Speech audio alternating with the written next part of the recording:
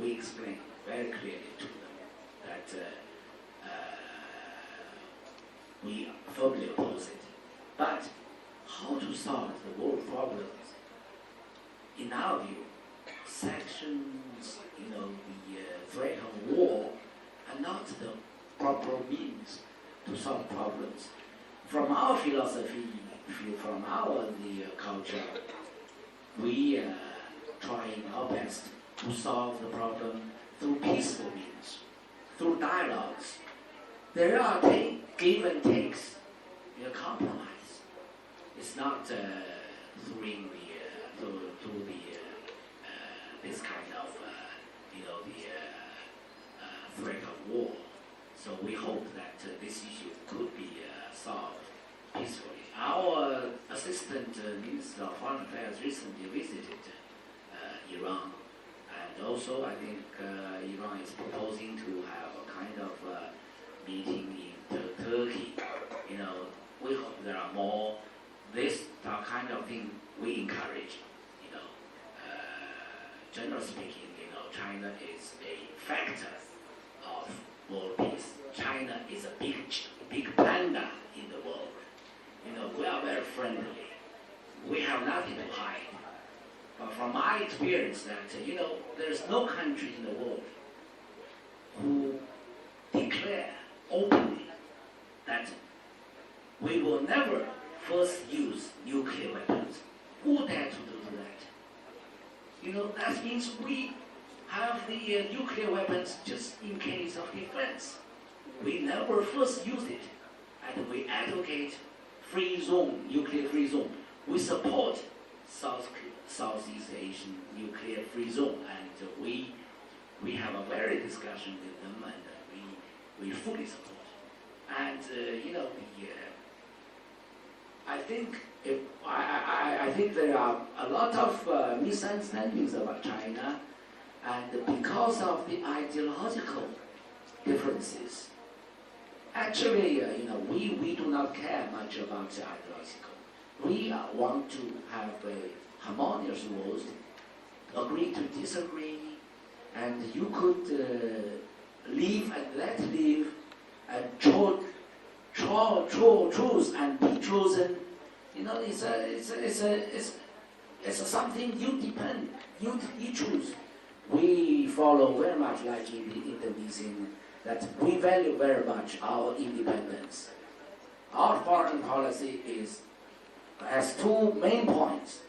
One is independence. We judge everything from the interests of the world and the interests of the Chinese. And second thing is independent and peaceful. We propose and stick to solve problem through peaceful means. That's our basic foreign policy. So although China is big, don't be afraid. We are really a panda. We are really a panda. We are very friendly to the world. And if you go to China, you see Chinese people are very friendly to foreigners. I really hope someday we will lend 2 or 3 pandas to Indonesia to let them see what the image China is. And another thing is about the labor thing is that for labor thing, we are opening to the world, and more foreign companies are setting up in China. According to the legal procedures, they can work in China by hiring by those companies. But China is also a huge country, 1.3 billion people, and we also need employment. So, but we will follow the international rules and the regulations, and we'll do our best. Actually, there are so many foreigners like to live in Beijing and Shanghai. I ask those experts, little experts, why you want to live in Shanghai? Oh, it's the metropolitan life, easy, the making money, enjoy life, and it's a good place to live. And the ex-president parents are very happy. I'm happy because also another important thing is China is a safe place. It's concerned with other countries. During the night, you can walk by yourself. Don't worry. While working in some other countries, after 10 o'clock, I stay at home watching TV. Never be out because I'm afraid of my safety. Thank you very much. Thank you so much, Dr. Rizal. Yeah. First of all, I'd like to concur to the explanation given by Mr. Liu that it is enjoyable. It is also happy to visit Beijing, China in general. I visited several times Beijing, Shenzhen, and other places. So it is enjoyable. It is very peaceful. And so please come to visit China. So with regard to the question raised by Pak Adi Dharma, with regard to the concern of the bilateral trade between Indonesia and China, the bilateral trade between Indonesia and China at present still deficit for Indonesia according to the Indonesian trade statistics. But last year, the deficit was declining significantly. The declining of this deficit was 32%, meaning that our bilateral trade is toward more balanced trade.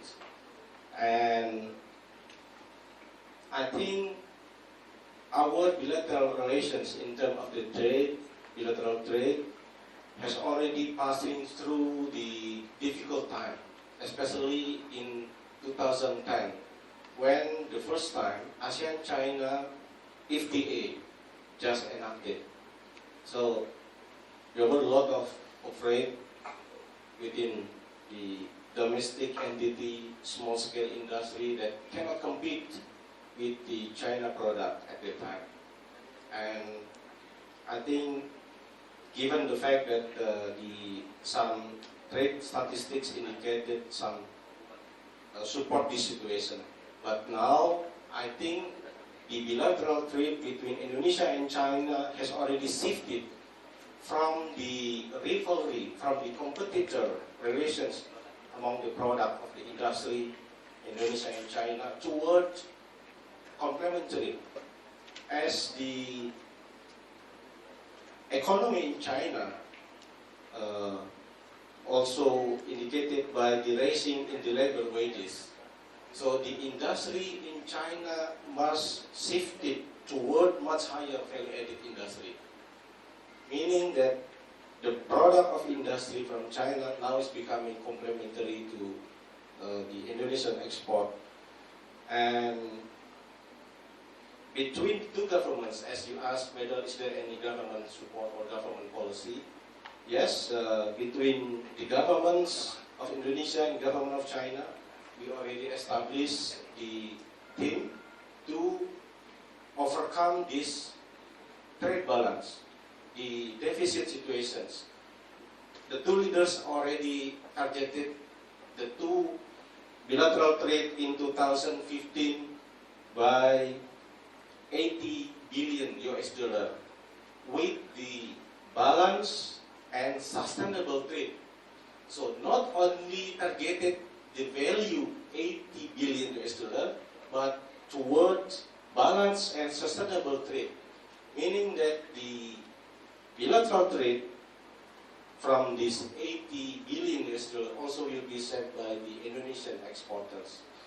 And as I mentioned, the deficit now is declining, so shrinking, because the product from Indonesia and China is getting complementary one to each other, and more importantly is because also the increasing of the national competitiveness in the domestic economy of Indonesia.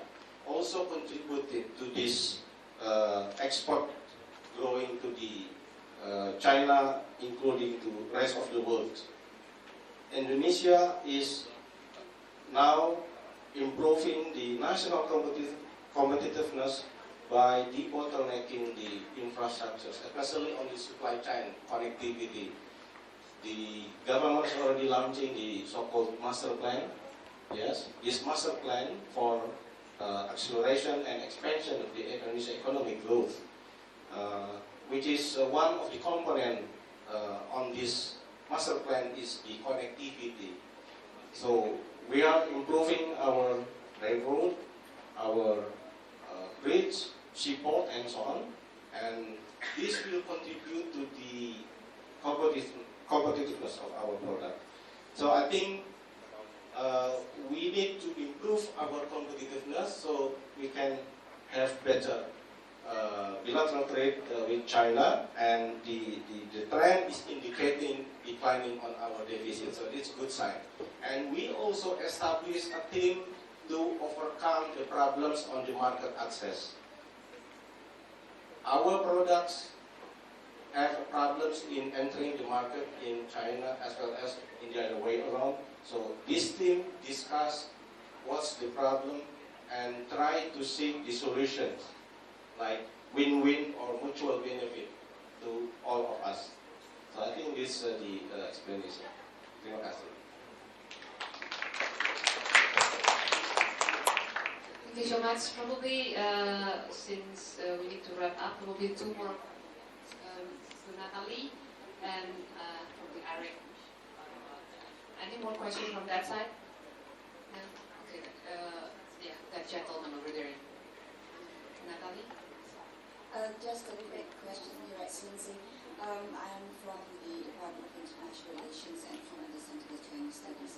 To what extent are you using your economic leverage to change the game in the international financial institutions and also in the regional architecture?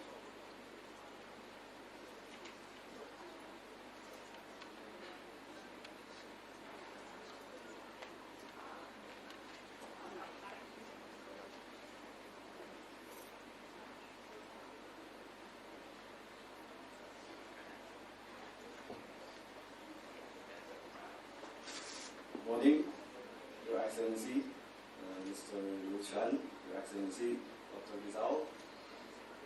First of all, I would like to introduce myself. I am the project coordinator of China-Indonesia Technical Cooperation on Hybrid Rice. Mr. Liu Quan just mentioned this seminar should not be a seminar talking about rice, but revitalization. We are the ones who are talking about rice, but not this rice, another rice. Rice with C, not S. Yeah. And I'm also proud to say to all the students here that I was a student also in University of Indonesia. That's why, actually, I was not expected to talk too much here, but I would like to share this happiness with you, all of you. I graduated from Peking University, majored in Indonesian study, and by the third year of my study, I studied here in the University of Indonesia in a program of BIPA, a program specialized for foreign speakers. And today, actually, it has been a long time since I last visited this campus, about 10 years. But I think UI is still the same. The construction, the buildings are better and more. But I saw the students, they are still very active, they are concerning about their country, and I'm also very excited to be standing here to speak to you. And as a student, when it was 2001, by that time I was a student studying Indonesian language. And in that year, we have our Prime Minister, Mr. Zhu Rongji, visiting Indonesia. And by that time, I was also proud to be a translator by that time to Mr. Yusuf Kala in the conference. And this is reminiscent of some